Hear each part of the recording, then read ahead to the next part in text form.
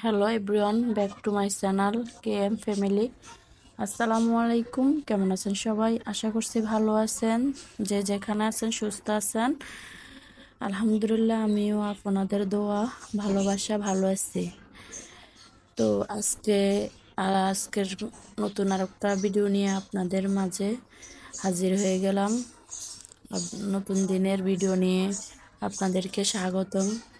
কারণ আজকে আমার মেহমান আসতেছে বাসার মধ্যে। ছোট বোনের হাজব্যান্ড ও কালকে বাইরে চলে যাবে, কারণ 4 মাসের ছুটি নিয়ে আসছে।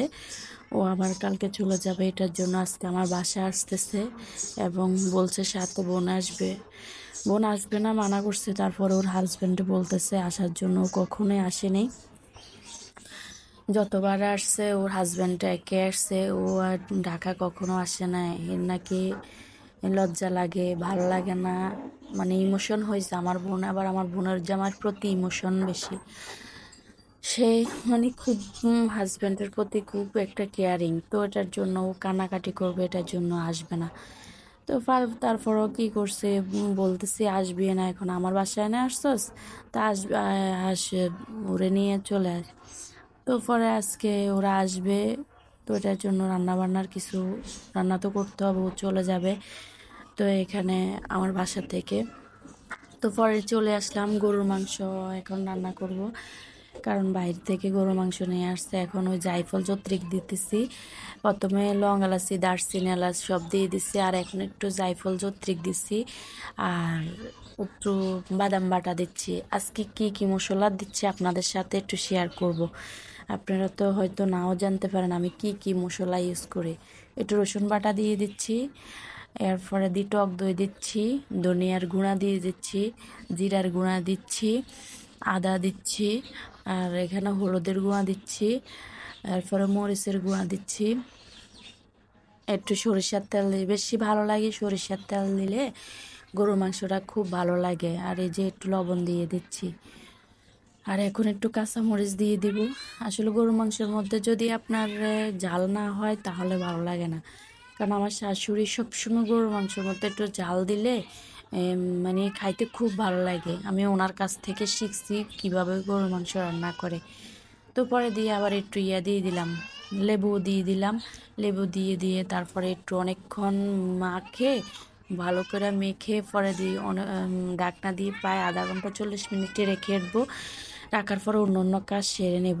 কারণ যেহেতু অনেকক্ষণ ম্যারিনেট করে রাখলে কি হয়, মাংসের ভিতরে ইয়েটা ভালো লাগে বা খেতেও ভালো লাগে। তো পরে চলে আসলাম এখানে। আজকে কি কি রান্না চলতেছে বা কি রান্না করতেছে আপনারা ফুল ভিডিও দেখবেন, কন্টিনিউ চেষ্টা করবেন না। যদি ফুল ভিডিও দেখেন তাহলে আপনারা দেখবেন আমি আজকে কি রান্না করতেছি। তো এখানে চলে আসলাম, পাটের শাক রান্না করি, কারণ আমার বোনের পাটের শাক খুব ফেভারিট, খুব পছন্দ। তো এটার জন্য আর এখানে প্রথমে কয়টা শুকনা মরিচ একটু টেলে নিচ্ছি। নেওয়ার পরে দিয়ে কি করছি, একটু রসুন কাটা আর পেঁয়াজ কাটা দিয়ে দিব। দিয়ে তারপরে ভালো করে একটু নাড়াচাড়া করে তারপরে শাকটা দিয়ে দিব।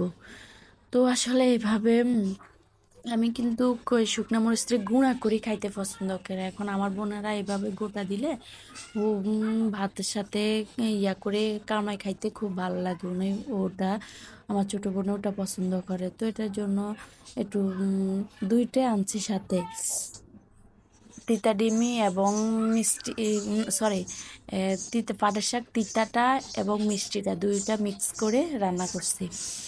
তো এই যে পরে আমি তেল দেওয়া হয়ে গেছে, এখন আমি একটু বাটির মধ্যে ঢেলে নেওয়ার পরে দিই।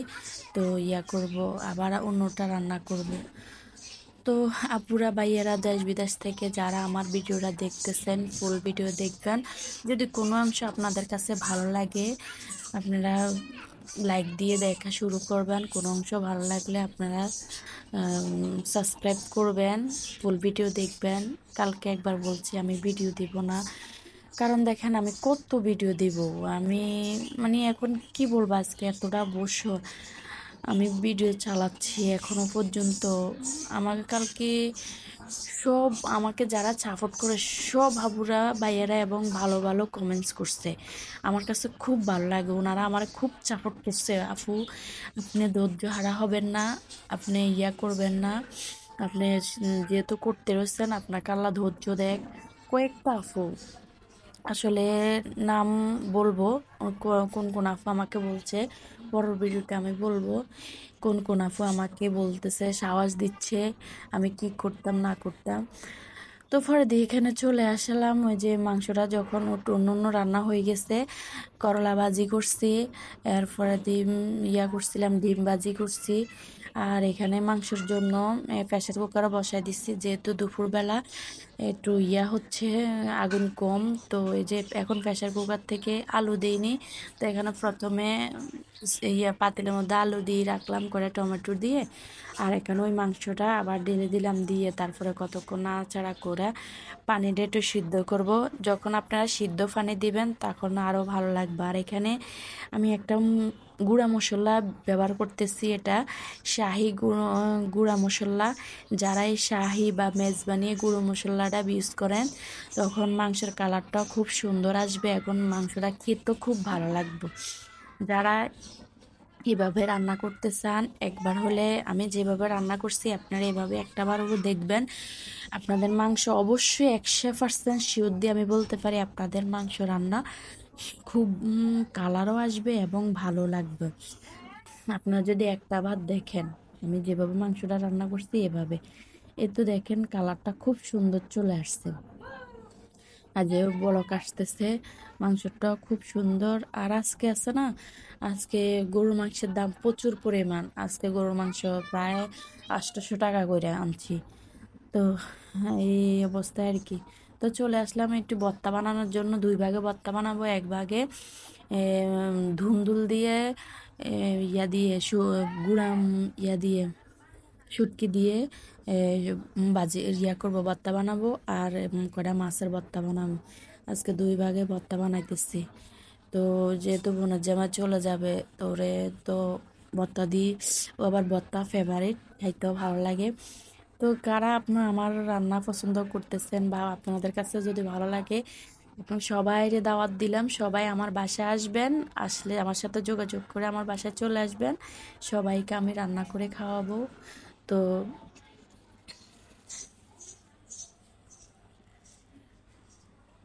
আমার পাশে ভিডিওটা দেখবেন, ফুল ভিডিওটা দেখবেন, ভালো লাগবে।